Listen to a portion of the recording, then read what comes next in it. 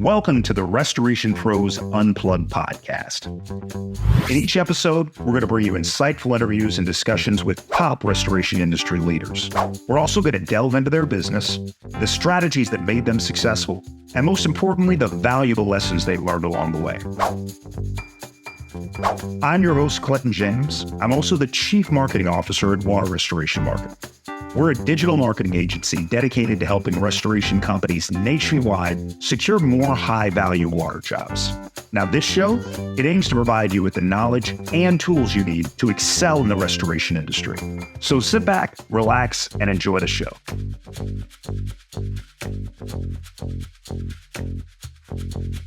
Hey everybody, welcome to a very special episode of the Restoration Pros Unplugged podcast. I am Clinton James, your host from Water Restoration Marketing.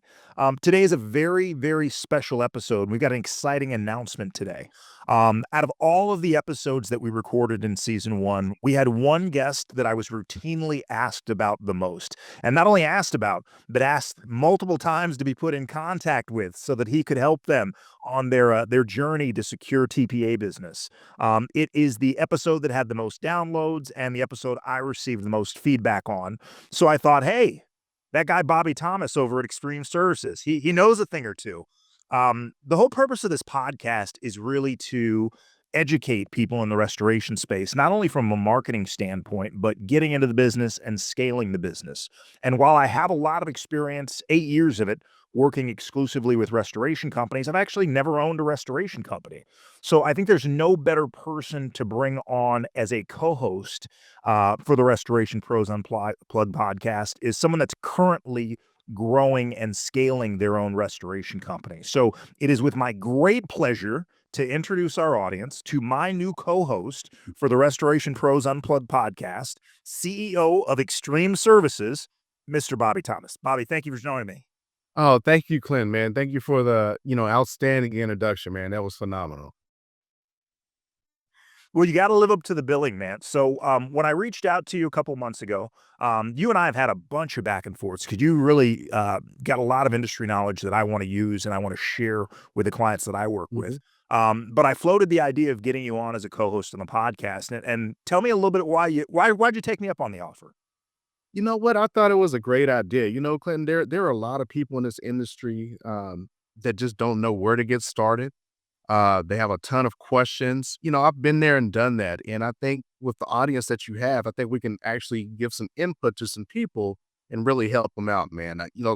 At the end of the last podcast that we did, one of the things that I said was, I'm the individual that wants to reach back and help that next person up. So I think this will be a great opportunity to in platform to be able to do that on.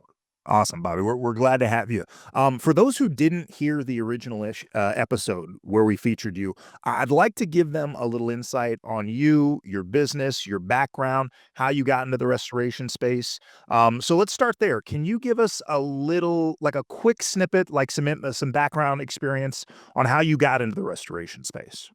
Yeah, absolutely. Real quick, just a couple bullet points. I got started. I actually bought a System 4 commercial cleaning franchise. Hated doing that, working overnight. So simply put, got out of it, started a small carpet cleaning company. Just like we mentioned in the last podcast, Home Depot, Rug Doctor, and Groupon. Kicked that off. The 2000 Honda Accord Coupe, cleaned the carpets, man. And then we started growing. We got, better equipment, start doing better marketing, and then transition into restoration because restoration, as you know, has higher ticket values. So we transitioned into restoration, and from there, just continued to grow. We've also added other services such as air duct cleaning. As a restoration company, we do fire, smoke and fire damage as well, mold remediation, and of course, the carpet cleaning and water damage. All right, Bobby. So those of our audience that don't know you, I want them to understand the level of credibility you bring. So how many years have you been in the restoration space now, Bobby? I've been in the restoration space 15 years now. All right. So plenty of experience. How many locations does Extreme Services have right now? So corporate locations, we are Birmingham, Alabama, Memphis, Tennessee, Atlanta, Georgia, and we're working on our first franchise location in Washington, D.C. There you go. All right. So 3 locations, and you've already started to set up the franchise model for Extreme Services there. Um, Give me a rundown again of all of the restoration services that Extreme offers right now. Yeah, water damage, fire and smoke mitigation, also mold remediation, carpet cleaning, air duct cleaning. Um, and then lastly, I don't think we mentioned this in the last one, but we also do hurricanes as well too. So we will go do hurricanes when disasters hit as well too, on the Gulf Coast and on the East Coast as well.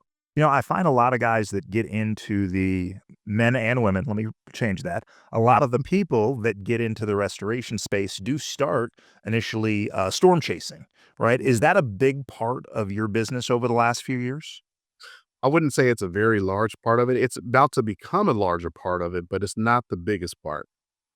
Personally, my opinion, Clinton, man, if you're doing storms, you want to wait to do a storm. You have to be financially able and ready to go do a storm. It's I've seen a lot of people go under because they just don't have the financial capability to go do a hurricane.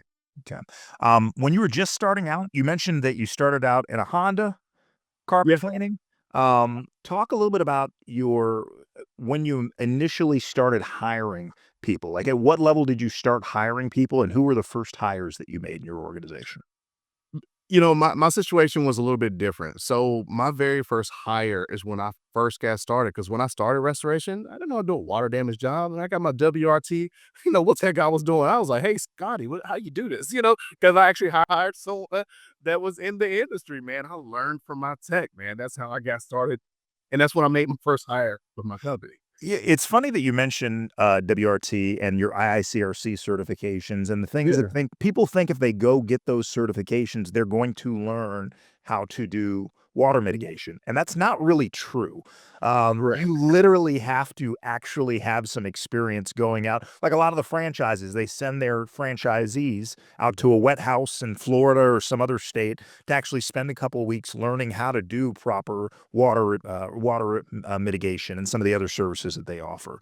How long did it take from the time that you brought on that tech and working side by side with them doing water mitigation before you were really comfortable with the process? Probably about 3 months. It took about 3 months for us to have a certain amount of jobs, different scenarios to feel comfortable with. Like, okay, I can scope the job. I know what we need to do as far as equipment, tear out, things of that nature. WRT, like you said, it definitely will help with some basic stuff, but getting out in the field and being hands on, I mean, you're pretty much left clueless when you get a water job if you don't have the hands on experience. Okay. Between the 3 locations that you operate right now, how many total team members between front office, back office, field technicians? What would you guess as to how many team members that you guys have right now? So I run a very, very lean operation. Okay. So in Birmingham, I have 3 people in Birmingham. Okay. Memphis, I have 3 people, and in Atlanta, I have 5 people. When you run across like a large commercial loss or something like that, where do you go to get you the additional labor you need to handle the mitigation work? So we don't do a ton of commercial. Our bread and butter is on the residential side, but when Okay. we do have to do commercial stuff, there are restoration staffing agencies, and we will reach out to additional labor for the additional help if we do have them, if I need to. I mean, it's also good to network with other restoration companies as well too. So we've built some really good relationships with some other restoration companies in Birmingham and Memphis and Atlanta as well too. Okay. So, you don't really see them as competition necessarily. They're a resource because there's plenty of business to go around. And I think that everybody has a scarcity mindset, right? Yeah. That the restoration company down the block is your competitor, right? There is plenty of opportunities to keep you guys both busy. And when you find yourself in a pinch and need some skilled labor, why not try utilize that resource and that relationships that you've established with the other restoration company there? Yeah, absolutely, man. I mean, you definitely want to be able to reach out and build those relationships. I mean, I don't know where the idea of thinking that, hey, just because you're another restoration company, I can't use you. Let's bond together and let's build something bigger. You know what I mean? So I think the resources are great. Now, in addition to mitigation, do you do rebuild work, or is that not something that Extreme Services? Yeah, we don't touch the rebuild. We're in and out, man. I had the mentality. I tell the guys, man, we hit it and we quit it. We get in and dig it out. Will not use the hit it and quit it thing because I think that'll get me in trouble. but I affectionately use the term cut and run, right? You get in, do the mitigation work, and get out. And I understand that from a business model standpoint, right? You make exceptionally good margins on the mitigation work. You don't necessarily have to hire the same skilled labor that you would need to do general contracting rebuild work, and you don't have the output of labor costs and material costs that you would incur if you tacked on, the additional rebuild work, right? What besides those things, what went into your mind when you made the decision to just stick to the mitigation and not do the rebuild work? The thing is specialization. A lot of people want to be a jack of all trades. I wanted to specialize and stick with just doing mitigation. Again, with doing mitigation, we're able to get in, do our job, and move on to the next one. The time frame as well too. I don't like to be married to jobs. When you're doing reconstruction, you have a certain amount of time that you're going to be married to the job. Ultimately, you want to give the customer the best service that you can. But sometimes on the construction side, you may have change orders or whatever the case may be for the customer. And that kind of keeps you tied to that job, and it hangs you up profitability wise. Okay. As far as materials, I don't have to front or float materials. Okay. So I'm not hanging up my lines of credit or anything for a long period of time either. Got it. What would you say to the person that pushes back and says, "Hey, man, you're leaving a lot of money on the table because those rebuild projects, while the margins are probably less than half of what they are on the mitigation, that's still you're turning a $5,000 to $10,000 mitigation job, which could end up being a $50,000 job when it's all said and done with rebuild." What do you say to the people that say, "Hey, man, you should do it all"? You know what? I'd say go for it. I'm in my lane and you stay in your lane. There's some people's lane is both. Some people have a two-way lane. Mine is one. Fair enough. All right. So with that being said, when you're done with a mitigation job, do you just leave the customer to their own device to go find a company to do the rebuild, or have you established relationships in each one of the markets that you work in with general contractors, with people that will do a great job servicing that homeowner? And do you, in some of those cases, have any kind of reciprocal relationship with those companies? So the thing is, with being a TPA contractor, you are not allowed to solicit to the insured. So I can't say, ABC construction company is a great company. You should use them. So when we finish the job, again, the TPAs have contractors in their network, and they will assign a contractor to do the rebuild side for that particular customer. So we're not allowed to legally solicit to the insured for another contractor. Understood. Now, TPA is the main topic that you and I discussed the last time we did one of these podcasts, because that is something that you have more experience with than I think anyone that I've spoken with in the restoration space. You have literally, what, 75% of the business that you bring in on the restoration side is coming from these TPAs. Is that correct? Correct. Yes. Uh-huh. How did you get into TPAs initially? Initially, I don't know if we touched on this in the last podcast or not, but there's a magazine that comes out called Clean Facts, and in that magazine, I think I was telling you that we're looking to increase margins, and there was an ad in that magazine that said, "Add jet fuel to your business," and I said, "I need some jet fuel to my business." There's a gentleman. It was called the Restoration Entrepreneur. His name was Jack Dennison that owned the company.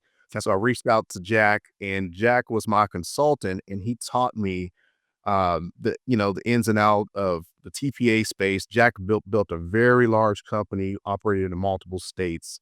So Jack was my mentor, and that's how I got my start. I never got a chance to meet Jack, but I know the folks that he sold the business to. Keith, I've had him on Yeah, the podcast before.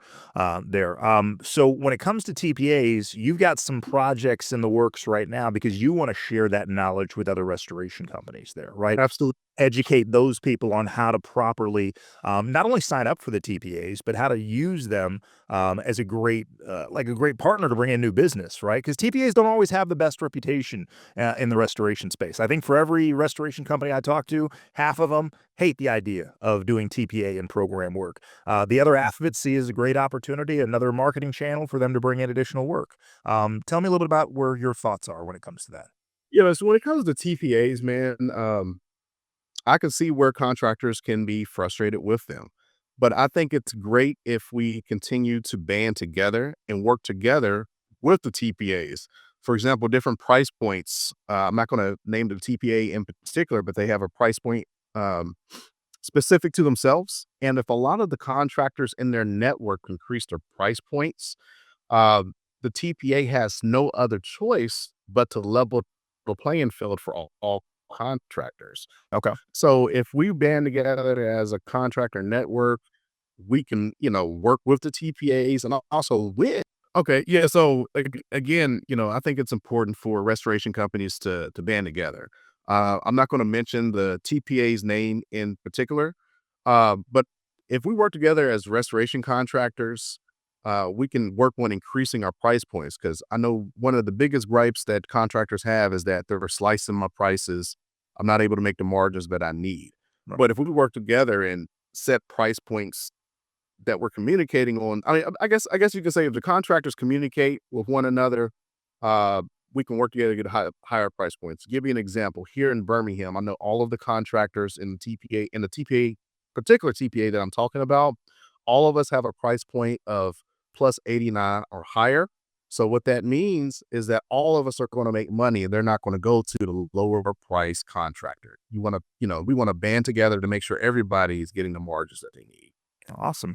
All right. So what is, besides obviously joining me as a host on this, what's next for Bobby Thomas and Extreme Services? What's the next 12 months? What's the next 3 years? And what's the next 5 years look like for the business? Have you thought about that? Yeah, absolutely. One of the biggest things that we're focused on is, franchises. So we're going to work on growing our footprint across the United States. I don't know if you can see my mat, but we have a whole plan of where we want to grow to. Okay. Wait, is that a pin in my city? Are you coming to Northern California? We're in Oakland and Sacramento and San Francisco. So you do have a pin there. All right. Another thing is government contracting. So I know there's a lot of noise with the new administration about contracts to things of that nature, but there's still opportunity in government contracting as well too. Okay. What are the biggest Did I get choppy again? a little bit, but that's okay. We're gonna kind of work through it here. What are the biggest challenges that you've seen over the last year as the owner of a restoration business? I'll say this, man. 2024 was a tough year for most restoration companies. Insurance claims were down minimum 30%. I think that was a struggle for a lot of companies, including us. So we had to kind of improvise a little bit. We had to go back to our ground roots of carpet cleaning and air duct cleaning to make sure we could handle and sustain with our cash flow because the industry just was down. A lot of companies went out as well too. So it was a tough year for a lot of restoration companies. Like, again, it was tough for us too. We weren't excluded from that, but of course, we were able to thrive and survive during that period of time. But it was tough for a lot of restoration companies. Now, when you say insurance claims are 30% down, that to me, I don't think that means that there were 30% less people that had emergency water damage, right? Right. Does that mean that more of those folks are not looking to utilize their insurance to handle that restoration job? They're looking to be more fee for service clients? Or does that mean you got more do it yourselfers that are going down to Home Depot and getting air movers and dehumidifiers and renting those and trying to fix a flooded basement on their own? What do you mean when you say 30% down 30%? So that number is based off of people filing claims through their insurance companies. So whether the insurance company is Liberty Mutual, Allstate, State Farm, whoever the insurance company is, specifically more so on the TPA side, because reports come out to show how many claims were actually filed. And in those reports, it shows compared to the last, 2023, the filings were down compared to the previous year. It could be that, people had uncertainty of how the economy was going to be, may not have had money for deductibles. They may very well have handled it on their own without filing the insurance claim. So you're correct.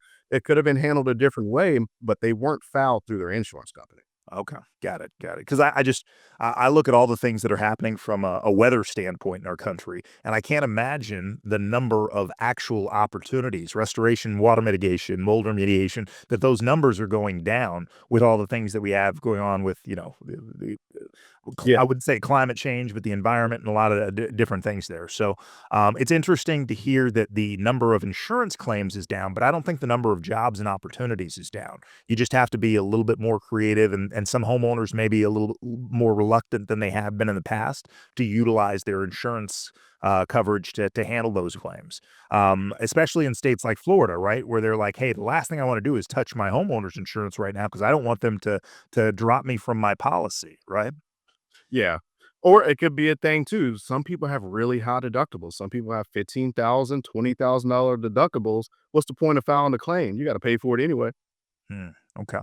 All right. So moving forward, you and I are going to continue to have a lot of great conversations about how you've scaled your business. I want to get some people on board or on the podcast that really have some great stories of how they've been able to Yeah. not only get into the restoration space but really grow very successful restoration businesses. Also, going to be leveraging some of the contacts that you have with Absolutely. some vendors and some providers that service the restoration space to get them to talk about how they might be able to bring value to our audience there. We're also going to dive into some additional services, right? Because you're right, restoration business may be down for a company, but they still have overhead, they still have manpower, they still have Right. equipment. How can they leverage what they have in house to continue to go out there and service their community and continue to drive revenue, right? So you and I are going to have some conversations about some additional services. Bobby, I'm super excited to have you on board. What do you want to say to our audience in terms of tuning in and kind of following the Restoration Pros Unplugged podcast and getting some insight on the restoration industry? Yeah, absolutely, man. Clinton, I appreciate you, man. I'm super excited as well, too. What I would say to everybody listening right now, definitely plug in, watch. Clinton is a master in marketing. I'm going to learn from him as well, too. So, Well, we got some plans for Extreme Services coming up here on how we're going to help grow you guys' business there. So, for our audience, I really appreciate you guys sticking around.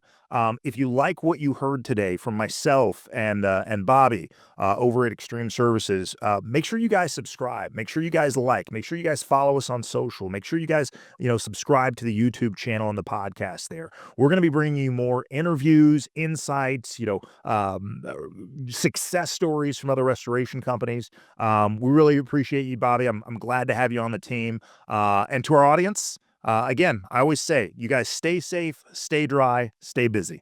Thanks, Bobby. thanks, Clinton. Thank you for listening to the Restoration Pros Unplugged podcast. If you like what you heard today, be sure to subscribe, share, and also leave us a 5-star review. We'll be back with more interviews and discussions with restoration industry leaders really soon. In the meantime, if you're a restoration company looking to add more high-value water jobs, you can reach me and my team at waterrestorationmarketing.net. Again, that's waterrestorationmarketing.net. I look forward to hearing from you soon.